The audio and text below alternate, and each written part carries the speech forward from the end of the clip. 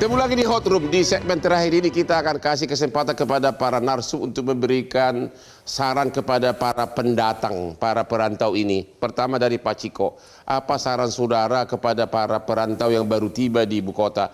Kurang lebih 1 menit, silakan Pak.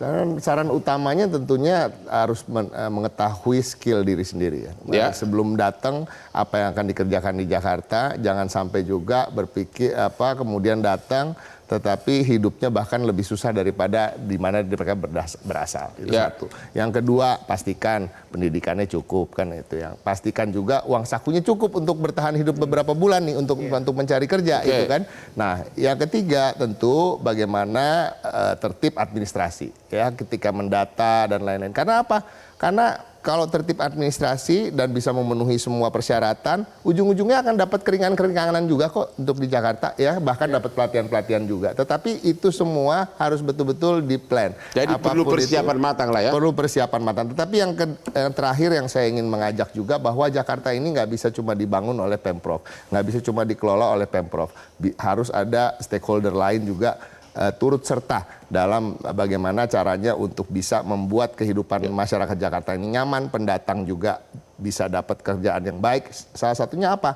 Bahkan kita mengajak perusahaan-perusahaan besar juga melakukan pelatihan-pelatihan karena pada ujungnya juga yang akan mendapatkan keuntungan kan mereka yang bekerja mendapatkan pekerja yang punya skill gitu kira-kira. Terima kasih Pak Nova Paloh. Apa saran Bapak terhadap para pendatang yang baru tiba di ibu kota? Ya, saya hanya berpesan begini Bang Hotman. Yang pertama, data kita terakhir 2024 itu ada 6,17 pengangguran di Jakarta. 6,17. 6 juta maksudnya? 6,7 kurang lebih sampai dengan 700.000 orang. 700.000 orang? Ya, pengangguran. Ya. Dan baru istilahnya PHK kurang lebih 2.536. Ya. Ini data 2024 terbaru. Ya.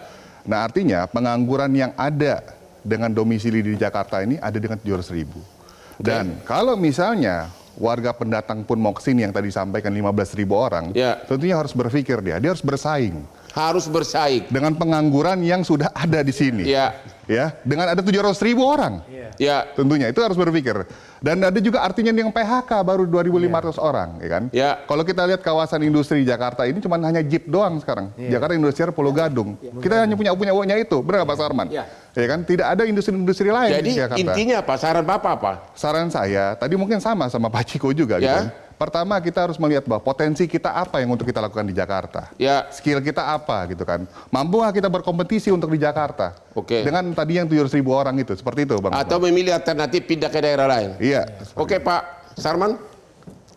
Tentu masyarakat daerah kalau ingin ke Jakarta tentu pastikan dulu bahwa Anda memiliki skill dan kemampuan untuk bersaing.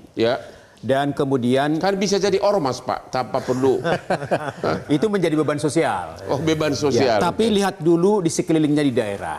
Karena di daerah juga saat ini juga kan pemerintah juga membangun kawasan ekonomi khusus. Di sana juga ada peluang tenaga kerja. Kemudian ada juga pusat-pusat destinasi wisata.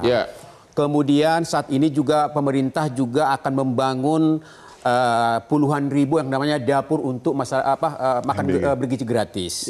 Itu juga memerlukan tenaga kerja. Kemudian satu lagi juga adalah pemerintah akan membentuk 80.000 koperasi merah putih. Jadi masih banyak harapan untuk dapat pekerjaan. Masih ada harapan di daerah untuk mendapat pekerjaan. Di daerah? Di daerah. Jadi artinya tolong berpikir 1000 kali sebelum datang ke Jakarta. Karena tidak seperti dulu lagi. Tidak lagi katakanlah mungkin ya kita nanti lihat sudah banyak industri pindah ke daerah. Betul. Oke Pak Nurul Huda.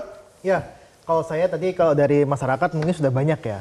Tapi kalau saya pribadi sebenarnya tip satu sama Bang Ciko nih sebagai perwakilan Pemprov gitu kan. Bahwa di Jakarta ini masalah ketimpangan itu ternyata jadi problem. Kalau kita lihat data di tahun 2018-an itu 3,9 untuk Gini rasio. Tapi di tahun 2024 itu sekitar 0,431. Artinya ketimpangan semakin meningkat. Nah, ketimpangan semakin meningkat. Ketimpangan semakin meningkat. Maksudnya apa? Pengangguran sama PHK. Maksudnya adalah orang yang semakin kaya semakin banyak, tapi orang yang miskin juga semakin miskin gitu.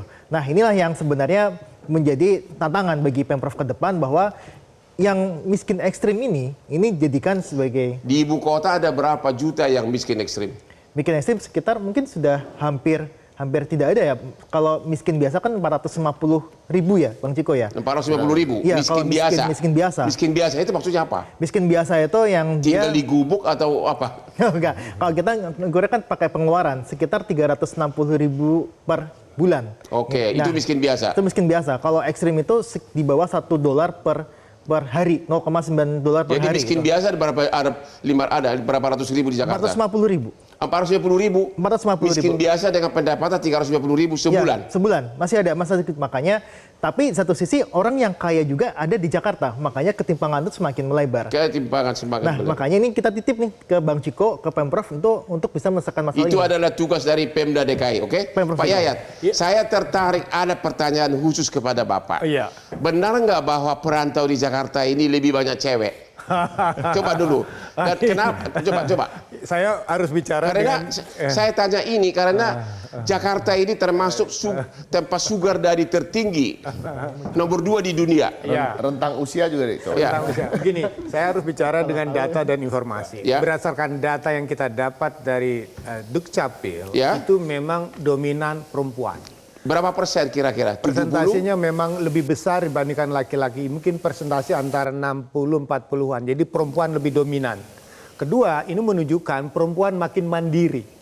Ya, artinya perempuan mungkin di pedesaan atau daerah lain bahwa mereka bisa memiliki pilihan sendiri. Oke. Nah, jadi punya pilihan sendiri. Kemudian perempuan itu mungkin lebih terdidik sekarang. Jadi pilihan lebih terbuka. Jadi kalau saya mengatakan kalau Jakarta ini banyak didatangi oleh perempuan, itu berarti menunjukkan perempuannya lebih berani untuk bertarung menghadapi masalah. Atau karena lebih banyak yang cantik. Itu masalah dia tahu lain. banyak sugar daddy di Jakarta.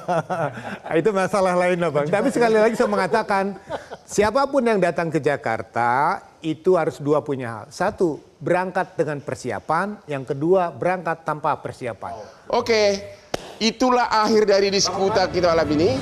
Ada pantun satu. Apa itu? Gimana? Menjadi narsum acara Mbak Hotman. Bahas tema dampak radiasi uranium. Ya? Jika ingin konsentrasi seperti Superman, minum selalu kopi luwak premium. Oke. Jadi para perantau yang baru tiba di Jakarta, bersiap-siaplah. Jakarta itu memang kejam. Tapi kalau kau memang ulet, kau memang rajin kerja, siapa tahu kau nanti nasib kita sama seperti Hotman Paris.